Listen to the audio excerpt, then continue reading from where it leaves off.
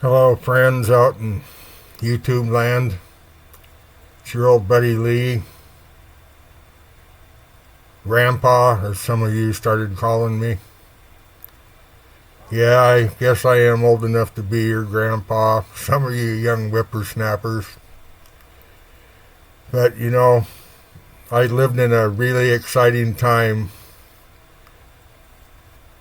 I was born in 1954, so I got to see quite a bit of history in my day. I saw the introduction of the television set when I was a toddler. Saw the Beatles in February of 1964 on the Ed Sullivan Show. I was 9 years old then. That was a couple months after I saw the assassination of President Kennedy in November of 1963. I remember seeing the first color TVs when they came out in about 1964, 1965. Saw the first color episodes of television shows that came out. Disney's Wonderful World of Color, Bonanza, Star Trek, Man from U.N.C.L.E. Yeah, old Grandpa's seen quite a bit in his day. Grandpa remembers rotary phones and all that. No computers.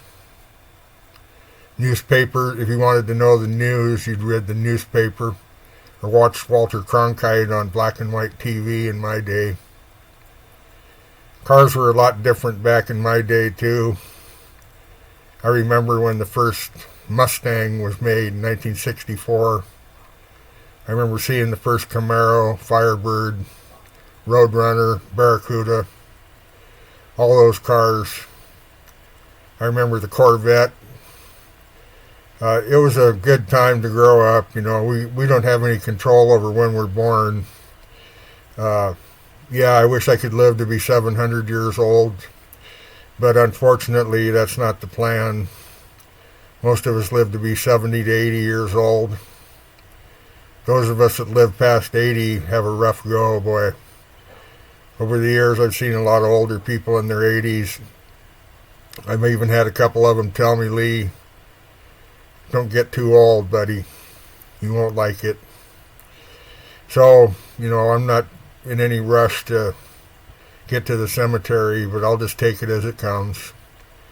Whatever happens, happens. I may find out that I'll be reincarnated and be back in a short while as some little kid somewhere in some foreign country. I don't know. Those are the mysteries that we all are facing someday, huh? Well, I took off a lot of those offended outcast videos off of my YouTube channel. I didn't think anybody was going to come back to watch them a second or third time. I'm interesting to listen to, but not that interesting. I didn't see any reason to keep them going here because this is my channel and I made it for my own purposes.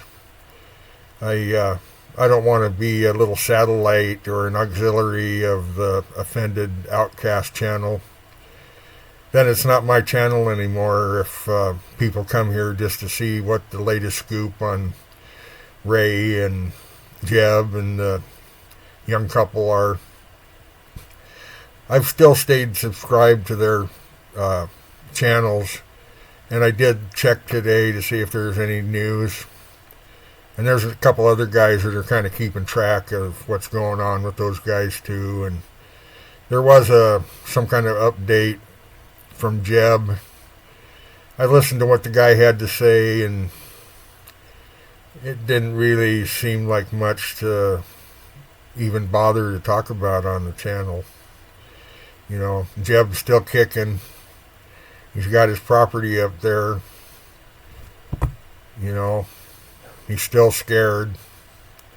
So I don't know what else there is to say about it. You can't turn a steak dinner, can't make a steak dinner out of a hot dog. So the story just kind of is what it is.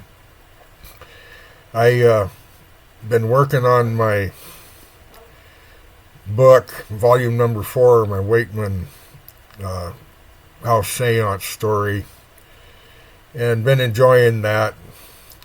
You know, when you're writing a lengthy story, sometimes you have to stop and go back and check on what you had written in your story earlier, because the story has gotten so big that I have trouble remembering it all. So I got to go back and double check and make sure that I got all my facts right. And sometimes you run into things that you got to look them up because you just can't, fool people. I'm talking about some photographs were taken in 1935, and so I had to stop and look up where was the camera technology in 1935, what kind of camera were people using, and because I want to make the story full of detail and as accurate, factual as I can. Back in 1935, Kodak had introduced the Brownie camera, and it was able to mass produce them so that they could put a Kodak Brownie camera in the hands of millions of people across the United States. It was a huge and popular innovation, and they were affordable enough that when they were introduced, they were able to put them in a lot of hands.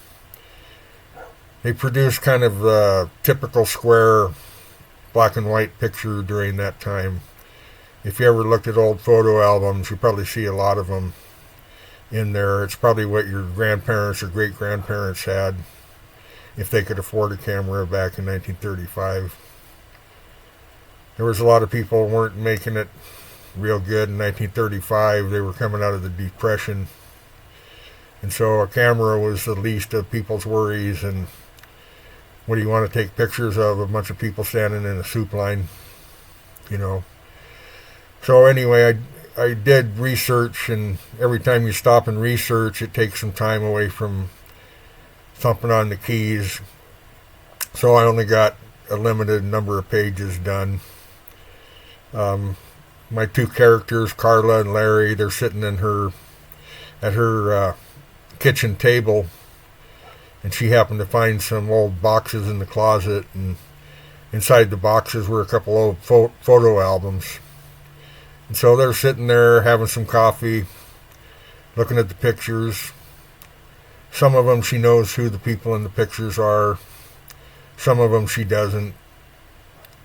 Larry is a little bit more knowledgeable about photography and the era of the 1930s, so he's trying to help her use a little bit of logic to make it into kind of a story so they can understand what they're looking at. First, they looked at a real old album that has pictures back into the 1870s and 1880s.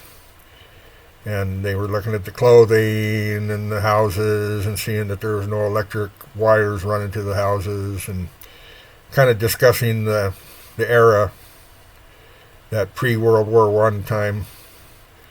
Because as you may or may not know, it was after World War I that so many innovations really became popular.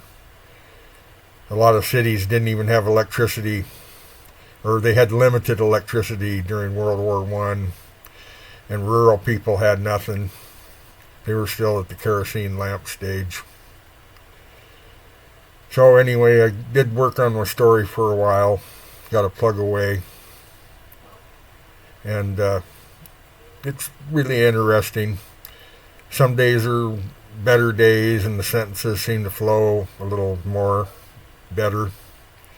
And other days it takes a little bit more effort to try to get into it and get the story rolling. It's just one of those things. You heard of writer's block. It's kind of an obstacle that you just have to learn to plow through it. Even if what you write isn't very good or is very clumsy, and even if you a lot of misspellings, because when you're having writer's block, it seems like even your fingers don't want to work that well. But yeah, I worked on the story. A little bit of progress every day. I figure if I can do even a minimum of 2 or 3 pages a day. In the course of a month, that's 60 pages. So that's something. It's one of those things that's a gradual progress. You can't really measure the progress in one day. I've had days where I could pop off 20 pages of text. But, you also have to pace yourself when you're writing, because you don't want to make a lot of mistakes that you're going to have to go back and correct. Or you want to take the time to think of your sentences so that when you type them out, they make sense and you won't have to go back and rewrite paragraph after paragraph and all that. I try to go at a pace where I really don't have to go back. I started writing a couple of years ago and then got serious a little over a year ago. I've self-published, probably 17 to 20 books or so. I kind of quit counting after a while because the novelty of counting them wore off. It seemed like a big deal at first. Wow, I wrote 15 books.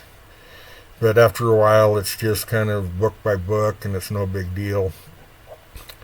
My only real investment in my writing has been that I bought a Chromebook, a Lenovo Chromebook, and I do all my writing on it.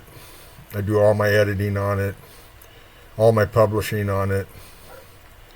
I publish the books through Amazon and do it all myself. I go on there and go through all the steps, and you can upload your manuscript and you can pick one of their covers. I don't even design my own cover. I use their stock covers because they're free and they seem to fit the book sizes the best too. When you design your own covers, sometimes you got a really big problem trying to get the image to fit the book size. So to avoid that problem, I just went ahead and went with their stock covers. And then to make it more acceptable, I decided to use the same cover on every book I write. I always use a red book with white print on the outside. I decided since I had no other choice but to use that I'd make it my trademark in my book. So all of my books are the same, red covers with white lettering. It's sort of when you see a book like that, you know that it's my book. Although I'm sure other people use it too, but I was more concerned about what was inside the book than the image on the outside of the book. A lot of people buy a book because they think the cover looks neat, and then when they read the book, it kind of leaves them a little flat because the story wasn't as good as the cover was. And so I tried to reverse that and make the inside of the book what was the most important. The story, it's really more important than the cover. And without a cover, using a plain cover like I do, you don't know what the characters look like, you don't know what the scenes look like, so you're forced to create the images for yourself in your own mind.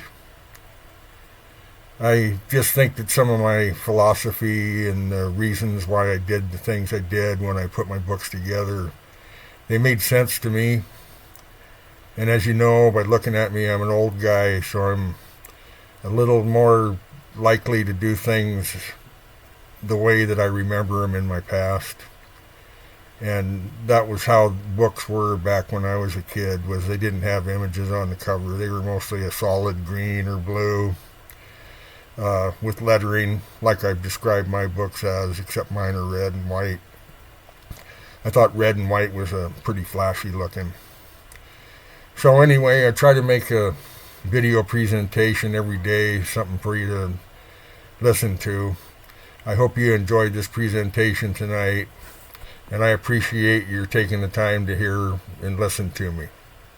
See you next time. Bye-bye.